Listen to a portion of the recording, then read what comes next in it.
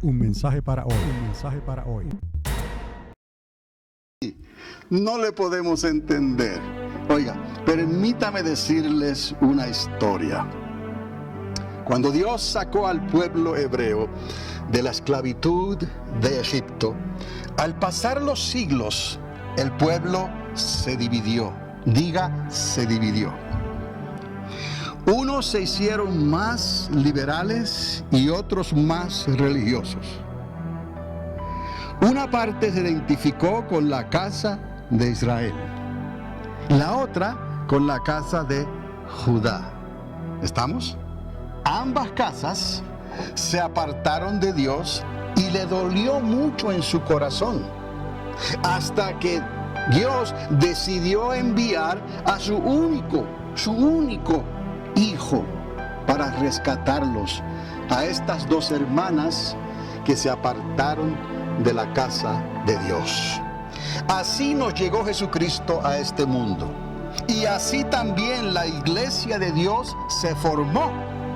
La iglesia de Dios se formó, tuvo un comienzo, pero también al pasar de los siglos, su iglesia también se dividió. Unos se hicieron más religiosos y otros se hicieron más liberales. Una parte se identificó con la casa católica y la otra con la casa del protestantismo. Ambas casas contristaron a Dios con tan grande división. La historia confirma esto. Aunque Dios les envió a su Espíritu Santo para reunirlos otra vez, así como la gallina quiere reunir a sus polluelos debajo de sus alas, la paloma del Espíritu Santo siempre ha querido unir al pueblo de Dios. Esta división perduró y ha perdurado hasta el día de hoy. ¿Se dan cuenta? Esto es un hecho histórico. Y porque están tan divididos, no pueden entender cómo Jesús trató con la casa de Judá y con la casa de Israel. Esta división es tan grande que causó una gran desilusión y permitió que la historia de estas dos hermanas se volviera a repetir en la iglesia de Dios. ¿Me está entendiendo? Una historia que se puede corroborar en los días de hoy. Ahora, cuando Jesús en sus días les enseñaba a las multitudes, usted puede confirmar esto, la gente se enojaban con él porque no le podían entender claramente. Pero gracias a los tantos milagros que ocurrían y le seguían a él entonces por todos lados donde iban. Hay que entender estas cosas, que en los días de Jesús también, cuando él hablaba, muchos se enojaban con él, porque no le podían entender claramente, pero le seguían como quiera. ¿Por qué? Por tantos milagros que ocurrían. Y les digo esto, cuando ocurren milagros, la gente acude aunque no entienda. ¿No te puedes decir amén? Cuando ocurren milagros, la gente acude aunque no entienda. Pero Dios quiere más de nosotros. El Padre quiere más de ti, el Padre quiere más de mí. Si quieres verlo con tus propios ojos, lee la historia del Santo Tomás. Bienaventurados los que creyeron, entendieron, aunque no vieron. O sea que Dios está buscando más que nuestra necesidad de las cosas que necesitamos más. Él quiere algo de nosotros porque somos su creación. Hechos a imagen y semejanza de Dios, Él quiere que volvamos a nuestro hogar, a las moradas de nuestro Padre Celestial. Él quiere, pero la única manera en que podemos regresar a nuestro Padre es a través del Hijo. El Hijo que trajo tanta controversia y causó tanta división. Entonces, hermanos, hay algo más. Cuando se predica y se enseña la palabra de Dios, hay algo más que debe de manifestarse en la iglesia de Dios, en el púlpito donde se habla la palabra de Dios, más de lo que tal vez nosotros queremos ver. Hay algo más que Dios quiere de nosotros. A mí me gusta indagar paciente y diligentemente los designios de Dios, de la palabra de Dios. Su suma, les he dicho, toda ella, diga toda ella, dice el salmista, es la verdad. Por motivos de simplicidad, voy a dividir la iglesia de Dios entre la casa protestante y la casa católica, como sus dos hermanas, la casa de Judá y la casa de Israel. Cada cual, me está siguiendo, cada cual tomó por su propio camino. Y dirían, y que Dios se las arregle como pueda. ¡Qué ironía! Solo nosotros tenemos la verdad. Y así dicen todos. Y la verdad es otra. Y la verdad es que ni siquiera se pueden poner de acuerdo en la muerte y resurrección del Hijo de Dios, quien vino a rescatar a toda la casa de Dios. Unos dicen que gracias a la Madre de Dios, y otros le dan las gracias únicamente al Hijo de Dios.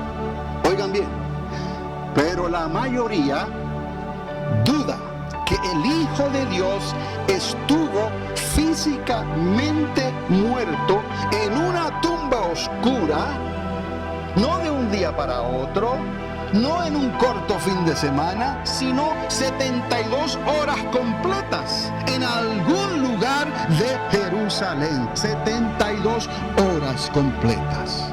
Pasan por alto adrede que la explicación a esto la tienen la casa de Judá y la casa de Israel.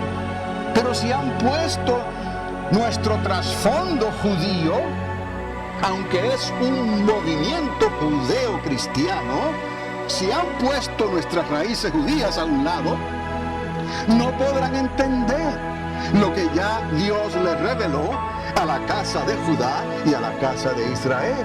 Porque Jesús mismo dijo, la salvación viene de los judíos. Y luego el apóstol Pablo enfatiza en el capítulo 11 de Romanos que nosotros fuimos dos casas. La una, la original, el olivo que Dios plantó, y luego la otra, el olivo silvestre que Dios trasplantó. Una la plantó Él y la otra la trasplantó Él. El que plantó a la una, trasplantó a la otra.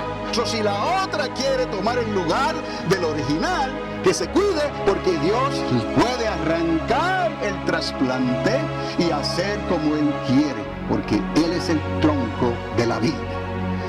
Entonces todo está explicado. Pero si hay tanta división, ¿cómo lo van a entender? Si cada cual ala por su lado. Por eso indagué. He indagado antes, pero esta vez le voy a enseñar algunas cositas más. Indagué entre los estudios arqueológicos y las 8,000 notas de comentario que publicó el editorial Vida en esta extraordinaria obra. Obra que encontré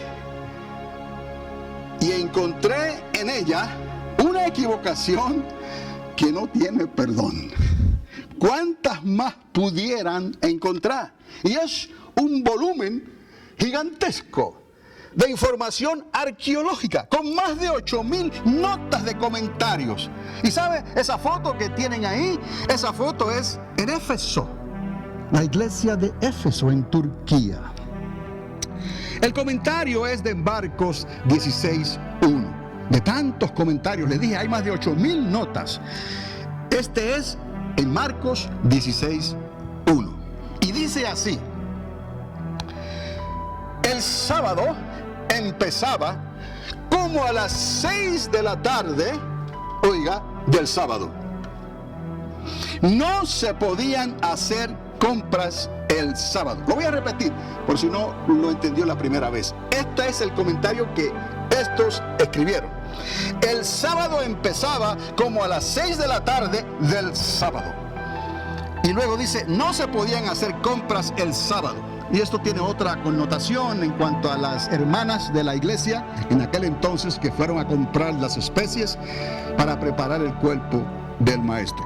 Esto dije no tiene perdón, porque son eruditos o eruditos, supuestamente, del griego y del hebreo, y no quieren dar su brazo a torcer cuando no identifican, oiga bien, la fiesta solemne de la Pascua, el 14 de Nisan, como les enseñé, la primavera, o el 14 de Abib, seguida, oiga, de la puesta del sol por la conmemoración de los panes ácimos, el día 15, o sea, en ese entonces sería el jueves romano, mencionada claramente por Juan capítulo 19 verso 31, y ahí les quiero leer rapiditamente, porque aquí está uno de los secretos.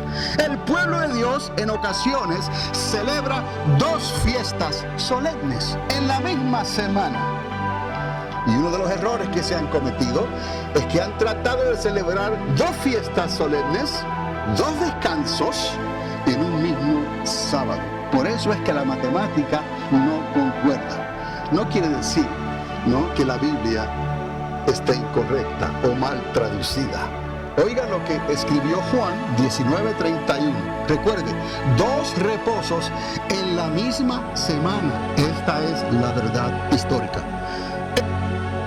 Entonces los judíos, por cuanto era la preparación de la Pascua, a fin de que los cuerpos no quedaran en la cruz en el día de reposo, y Juan puso una nota, pues aquel día de reposo era de gran solemnidad. Rogaron entonces a Pilato que se les quebrasen las piernas y fuesen quitados de allí. Déjeme decirle, ¿no?, que no le quebraron piernas porque ya había profecía en los salmos de que no sería quebrado hueso suyo. ¿Está conmigo? Okay. Pero para que tenga entonces una idea de que cuando habla de un día solemne, está hablando de otro día solemne que se celebraba el 15, el 14 del primer mes conforme a los ciclos lunares. En ese día 14, a la puesta del sol, comenzaba la fiesta de Pascua y luego le seguían los panes ácimos y el día solemne, o sea, los panes sin levadura, porque salieron corriendo, ¿no?, de Egipto, porque Dios los sacó de la esclavitud como te sacó a ti y a mí de la esclavitud de nuestro pecado en el mundo. Estas cosas han estado ahí siempre. Para el que quiere ver, para el que quiere oír, el Espíritu Santo le ha estado hablando a la iglesia. Entonces, claramente, como les dije en Juan 19:31, y lo buscan ellos en arameo o en griego, como lo quieran interpretar ellos. Errores sí, amados, porque contristaron al Espíritu Santo y permitieron la división hasta el día de hoy. Indagué unas pocas páginas más en la obra completa de Thomas Robertson, y esto es un volumen gigantesco también. La obra de A. Thomas Robertson, del griego y español, impresa en España, en Barcelona. Este experto asegura que Jesús no se refirió a 3 días y 3 noches, o sea, 72 horas en la tumba. Se refirió al tercer día solamente. Esa es su premisa, ese es su punto de vista. ¿Por qué estas cosas son importantes? Porque la iglesia necesita entender el contexto de lo que ha creído. Y de la única manera que podemos entender el contexto de lo que hemos creído es si le permitimos al Espíritu Santo que ilumine tu entendimiento, nuestro entendimiento, para que sea la verdad la que salga de nuestros labios y no estemos observando o tratando de observar fiestas, ¿no?, con innuendos y con retoques del paganismo que no tienen nada que ver con la muerte y la resurrección de nuestro Señor Jesucristo. O somos o no somos. ¿Está conmigo? Y Dios quiere que seamos, amén. Porque Dios mismo dijo: por cuanto no eres frío ni caliente y eres tibio, te vomitaré de mi boca. Ese es el peligro que existe hoy en día. En los altares y en los lugares donde hay aguas tibias, en lugar de que haya un calentamiento, no global, un calentamiento en el alma y en el espíritu, porque creemos que nuestros ojos le verán. Estamos viviendo en la generación final. Cristo viene y queremos estar preparados para ese día glorioso. Entonces, así es, amados. Entonces, lo puedo poner por aquí en una esquinita, es tan grande y voluminoso, ¿no? Pero les digo algo, si es así, entonces la historia de Jonás, diga Jonás, Jonás capítulo 1, verso 17, es un cuento. Jonás claramente estipula, declara que fueron 3 días, diga 3 días y 3 noches, 72 horas. Eso no entienden o no quieren entender. Porque quizás ya el daño está hecho y arreglarlo, piensan ellos, es peor, ¿no?, que el daño que ya fue hecho. Pero Dios no juega así. Otra vez, o somos o no somos. Hasta Josefo, quizás usted no ha escuchado de Josefo, el historiador. Él sugiere 72 horas. En el contexto judío, en la página 252 de esa obra llamada Los Escritos Esenciales, por Josefo, aquí están. Tiene muchos volúmenes más, esto es solamente uno. Oiga lo que este hombre, el único párrafo que él escribe que menciona el nombre de Jesús de Nazaret, él lo menciona, un historiador secular. Lucas era creyente, también fue un historiador y nos dio el Evangelio de Lucas y el libro de los Hechos. ¿Está conmigo? Josefo no era creyente, pero escribió esto. Página 252. Por este tiempo vivió un hombre sabio llamado Jesús, y su conducta era buena, y era sabido que era virtuoso. Muchos de entre los judíos y de las otras naciones se hicieron discípulos suyos. Pilato lo condenó a ser crucificado y a morir. Pero los que habían venido a ser sus discípulos no abandonaron el discipulado. Informaron que se les había aparecido después de 3 días después de su crucifixión, y que estaba vivo. Por ello, quizás fue el Mesías, acerca de quien los profetas han dicho maravillas, y la tribu de los cristianos, así llamada por él, no ha desaparecido hasta el día de hoy. 3 días y 3 noches. Además, en ese mismo escrito, en la página 305, él añade que las crucifixiones de los romanos, por respeto, ya eran removidas del lugar para la puesta del sol, las 6 de la tarde. Y escribió: estos judíos son generalmente tan cuidadosos acerca de los ritos funerarios que incluso los delincuentes que han sido crucificados son bajados y sepultados antes de la puesta del sol. Josefo, en los Escritos Esenciales. Indagué un poco más. ¿Cuántos alaban a Dios? En la Mishnah. La Mishnah es la tradición oral de los judíos. Escrita, era oral, la pasaban, ¿no? De Moisés se la dio escrita, y en la Mishnah ellos identificaron esa tradición oral que no quedó escrita. Pero ellos sabían lo que estaba pasando, pero lo pasaban de boca en boca. Indagué en esos escritos, o sea que eventualmente fueron escritos unos 200 años después de Jesucristo. Y asegura que el sacrificio pascual tenía que ser ofrecido en la tarde del 14 de Nisan. Y recordar esto, el 14 de Nisan históricamente para la crucifixión cayó un miércoles. El día grande solemne cayó un jueves, y luego el viernes y el sábado. Pero el día comenzaba con la puesta del sol. Pero aquí dice claramente, y lo recuerda, Moisés lo dijo en Levítico y en los primeros 5 libros de la Biblia, se habla claramente de estos reglamentos. Era el 14 de Nisan, en la tarde, porque fue un tiempo anotado por Dios. Era un appointed time, sin excepción. Mire, esto lo saqué del Mishnah. Pero está en inglés. The Passover at its appointed time, the afternoon of the 14th of Nisan, que es el mes de Aviv, el primer mes del año sagrado de los judíos, en la primavera. Y luego dice, the Passover at its appointed time. So, era un tiempo que Dios determinó y que era inmutable. Nunca esa fecha iba a cambiar. Ahora usted dirá, bueno, pastor, pero ¿por qué nos habla así? No entendemos.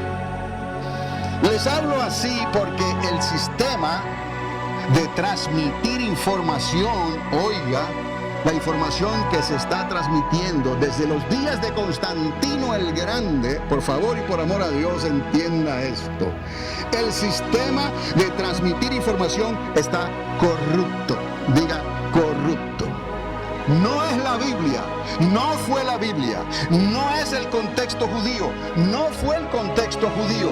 Oiga, la suma de la palabra de Dios, toda ella, diga, toda ella, es la verdad, sacada por el Espíritu Santo a los que no se rinden ni se dan por vencidos.